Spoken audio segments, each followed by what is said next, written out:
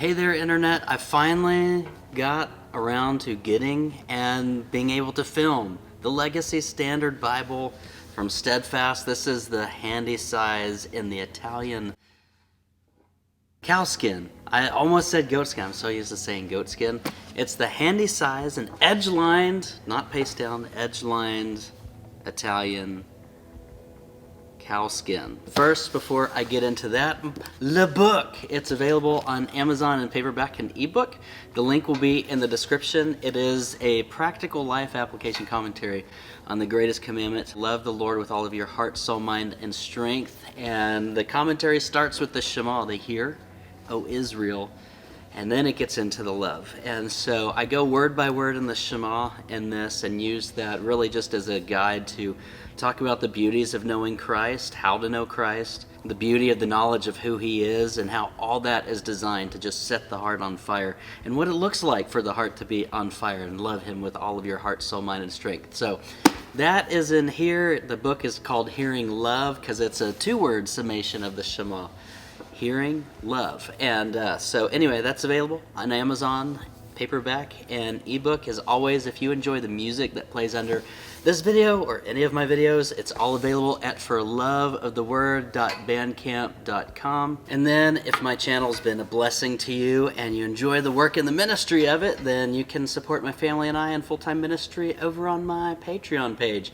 And thank you so much to all the patrons who are over there supporting my family. All of y'all, past and present, and the future ones. You're such a blessing to my family and helping us do what we do here locally as pastors and directors of a house of prayer, and online too with you all. But anyway, the handy size Legacy Standard Bible.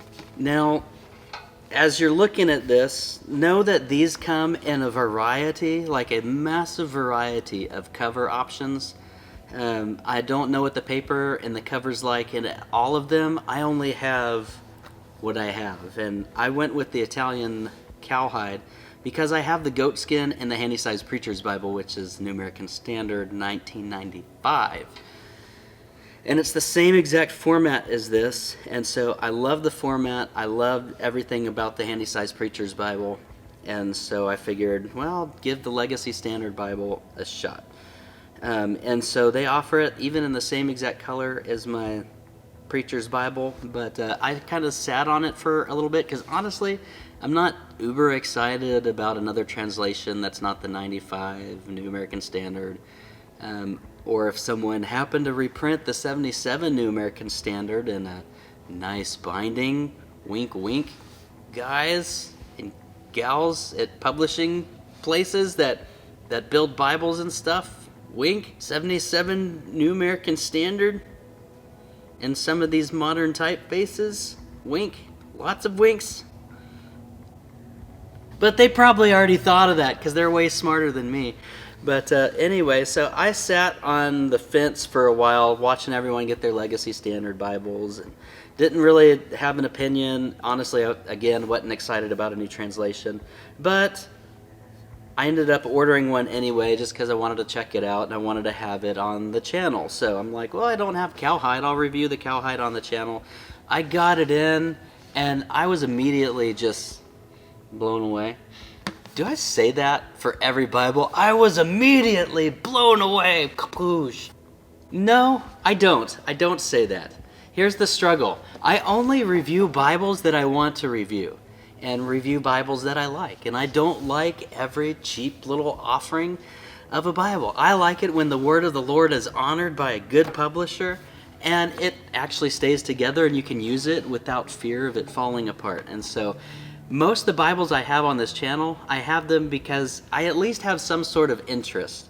And there have been Bibles that publishers have sent me on this channel where I was not immediately blown away. So I guess I don't think I do say that for every video, but if it's from Youngblood, chances are I'm immediately blown away. Anyway, so the first thing I noticed was this cover felt absolutely different than the goatskin cover, this Cowhide one did.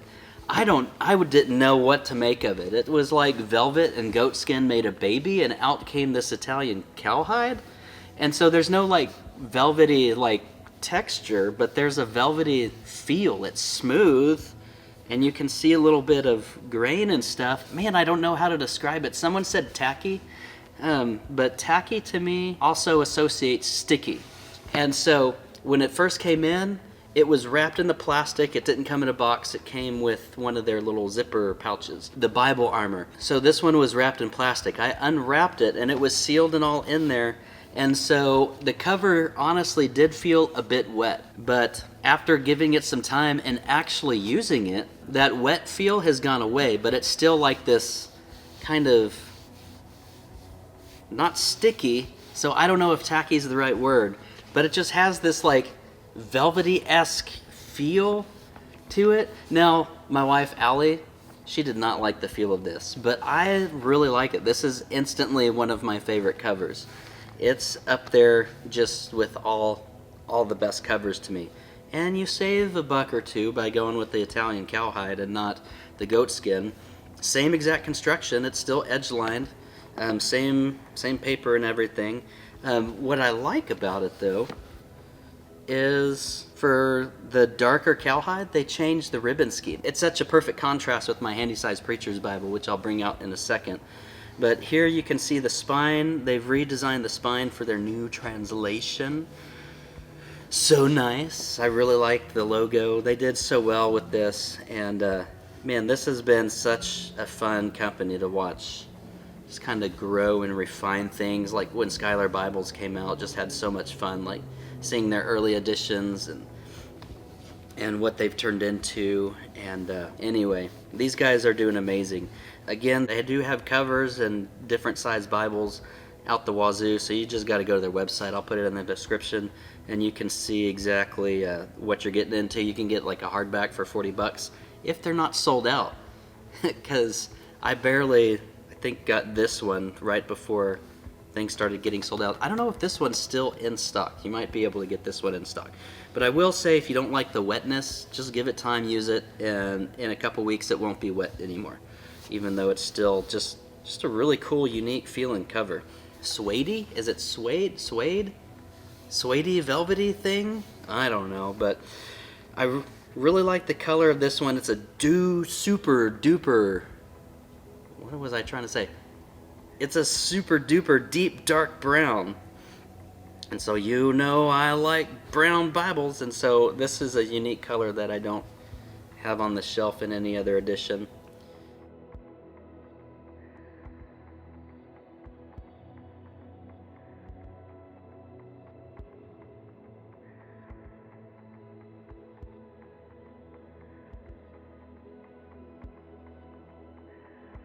Now when you open it up, it is the same exact Bible, other than translation, as the handy-sized Preacher's Bible. Single column, verse by verse, with whitish margins.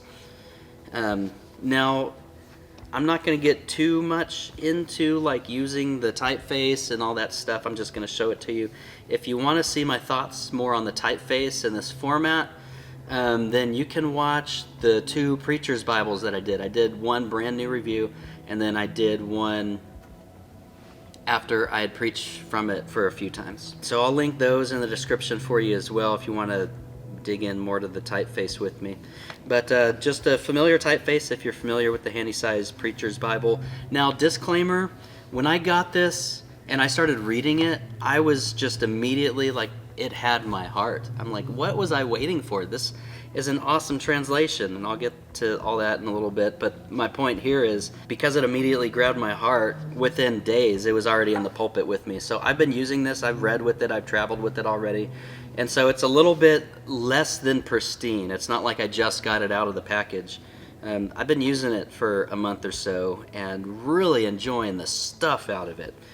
Now, if you're familiar with the handy-sized Preacher's Bibles and my videos on them, the things that I was asking for that would make this the absolute perfect Bible and no one can touch it as far as like typeface goes is, guys, add notebook paper in the back and then put footnotes in there.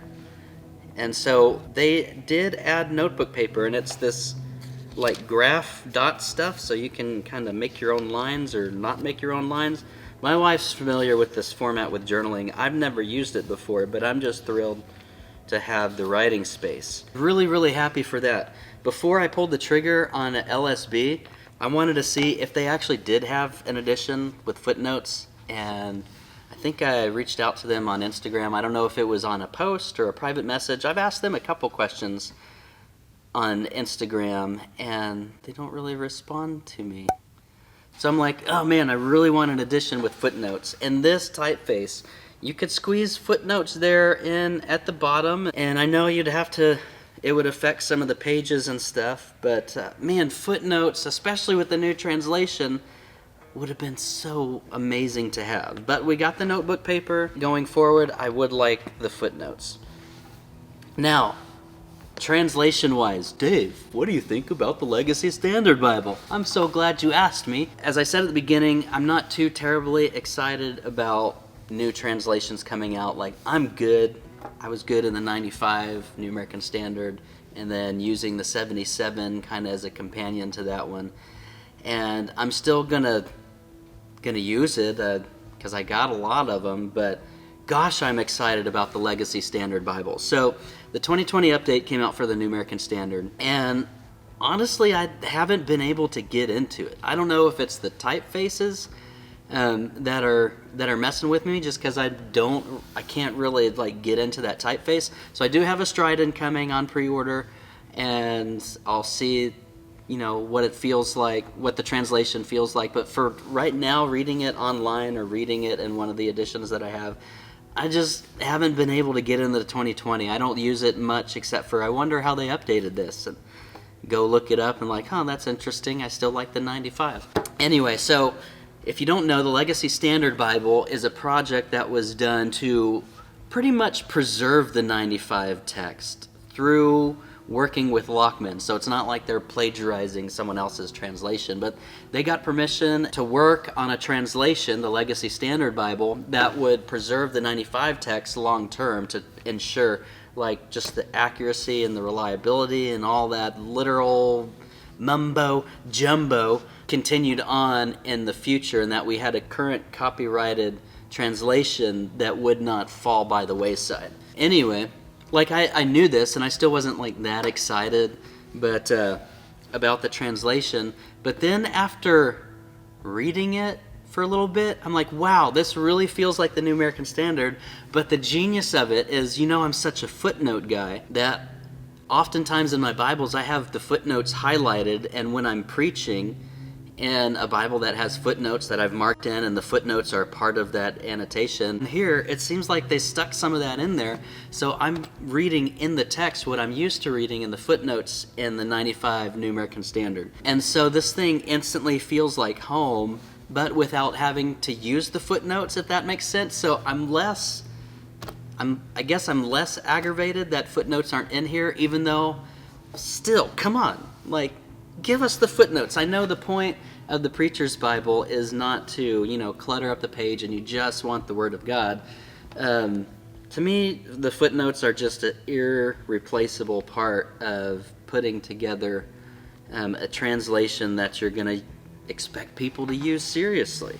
And so with the New American Standard and the Preacher's Bible, it's like big deal. There's other New American Standards that have footnotes, but again, I would like footnotes. But then again, like, it reads like I recognize some of the footnote language in the scriptures where like they actually did use the more literal word. And so I've enjoyed it from that aspect, and so this has felt like home. I've preached in it multiple times already. I'm going to be preaching in it again this Saturday, and this has kind of like been my new Preacher's Bible. It's been amazing. And speaking of Preacher's Bibles, this is what I was talking about. If you haven't seen this, same exact typeface, but in the 1995 New American Standard, and no notebook paper in the back, although there is a concordance in the New American Standard.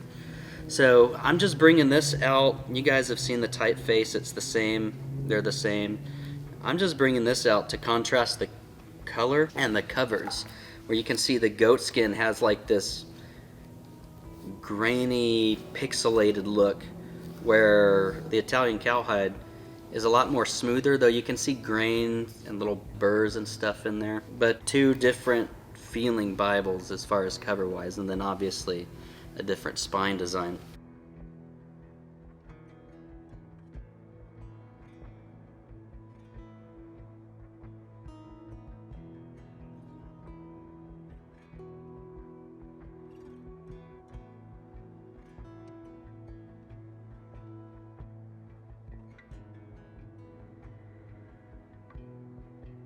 And then, to make matters more beautiful, here's the Skylar Antique Mahogany calfskin. They look the same about as smoothness, but here's the difference, I guess, in the covers.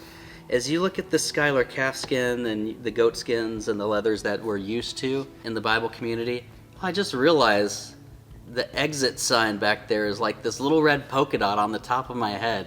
Has that been distracting the whole time, or did you just now notice it with me? And you're like, well, now I'm distracted. Thanks, Dave. I'll try to be taller, guys. But anyway, back to the cover. So the covers that we're used to, so like this calfskin, the goat skin from the Preacher's Bible, it's like finished. So if you work with wood or something, or you look at wood and you look at finished wood, there's this clear coat that goes over the wood, right? And it has this finished, smooth look. And that's kind of what you get normally, is this finished, smooth look with most of these covers, where the cowhide is kind of this unfinished. So it's like stained or dyed, whichever it is, but it doesn't feel like there's a finish on it. And that might be some of the reason why it came in wet. I'm not a leather worker, but that's just my observation from being a carpenter and working with wood and staining stuff and putting clear coats on things or not putting clear coats on things. So it seems like this one has no finished coat on the leather, so you get like that rough feel, and that's probably what gives it that velvety feel. Anyway, let's just stack all three up here together and just behold the beauty of the different browns. Like, look at all those beautiful browns.